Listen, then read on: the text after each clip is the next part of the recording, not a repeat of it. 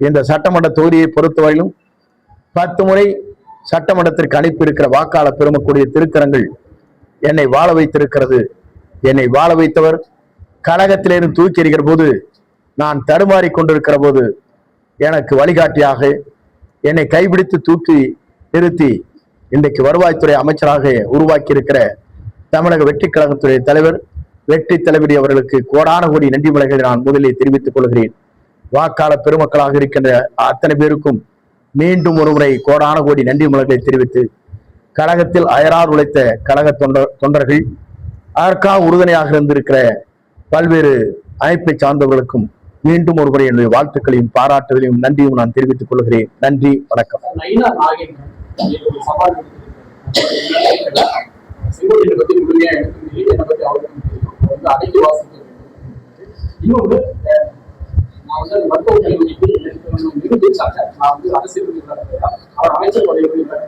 இல்ல, அமைச்சர் பதவிக்கு விண்ணப்பம் போட்டது எல்லோருக்கும் தெரியும். அது நாடறிந்த உண்மை. அது அவர் மறைத்தாலும் மறைக்க முடியாது. அதற்கு பிறகு அவர் வேண்டாம் என்று முடிவு செய்தது வேறு. முதலில் விண்ணப்பம் போட்டிருக்கிற விண்ணப்பமே எங்க இருக்கிறது. அதைத்தான் நான் சொன்னேனே தவிர, ஆகவே அடக்கி வாச வேண்டும் என்று சொன்னார்கள். அடக்கித்தான் நாங்கள் வாசித்துக் கொண்டிருக்கிறோம். இவரை பொறுத்தவரையிலும் யாரை விமர்சனம் செய்ய வேண்டுமோ அவரை விட்டுவிட்டு எங்களை விமர்சனம் செய்கிறார். அதுதான் வேதனையாக இருக்கிறது. அவர் எங்கே அவர்கள் மீது கல் வீசப்படுகிறதோ அந்த கல் வீசப்படுகின்றவர்களுக்கான கருத்துக்களை வெளிப்படுத்த வேண்டுமே தவிர, திராவிட முன்னேற்ற கழகத்தை விட்டுவிட்டு எங்களை விமர்சனம் செய்வது என்பது கேலிக்கூத்தாக இருக்கிறது. ஆகவேதான் நாங்கள் அதை சொன்னோம். அது மட்டுமல்ல, அவருடைய கருத்துக்கள் எப்போது சொல்கிற போதும் எங்களை தாக்குவதுதான் அவருடைய வேலையாக இருந்து கொண்டிருக்கிறது. ஆகவே பாரதிய ஜனதா கட்சியை பொறுத்தவரை அவர் தெரிந்து கொள்ள வேண்டிய ஒன்றே ஒன்றுதான்.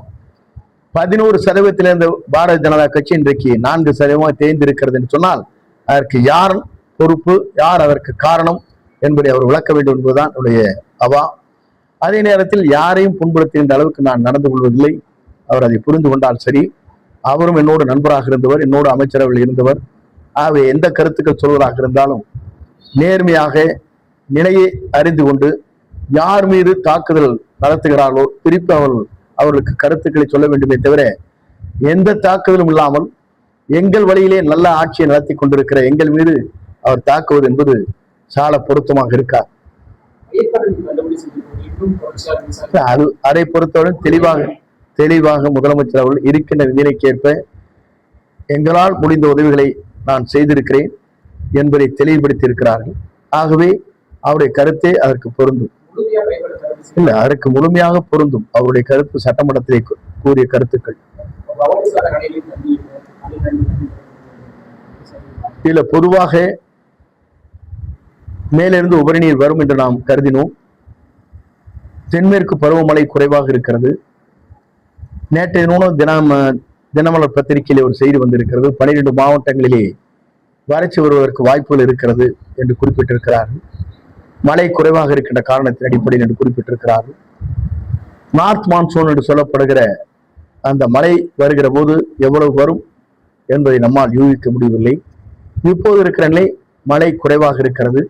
அணைகளில் நீர் வரத்து என்பது குறைவாக வந்து கொண்டிருக்கிற காரணத்தின் அடிப்படையில் இதற்கு கொஞ்சம் காலதாமதம் ஏற்பட்டிருக்கிறதே தவிர வேறொன்றும் இல்லை.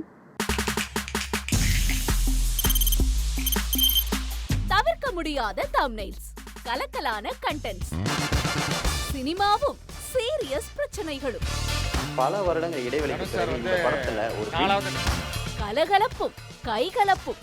Me too, love you. Thank you so much. அவருக்கு மாஸ் ஏத்துறது போயிட்டே தான் இருக்காரே தவிர பிரேக்கே இல்லாமல் பிரேக்கிங் நியூஸ் சொல்லும் தந்தி டிவி ஆப். இன்ஸ்டா தலைமுறை வரை இறங்கி அடிக்கும் தந்தி டிவியின் டிஜிட்டல் எக்ஸ்க்ளூசிவ். அது தண்ணிக்குள்ள போகும்போது ஹேங் ஆயிடும். உங்களுக்கு விஜய் சார் எந்த அளவுக்கு ரொம்ப பிடிக்கும்? Of course, Malayalis are huge Vijay sir fans. ரெண்டு பேருமே ரொம்ப பிடிக்கும் எனக்கு. தந்தி டிவி ஆப்பை இலவசமா டவுன்லோட் செய்யுங்க.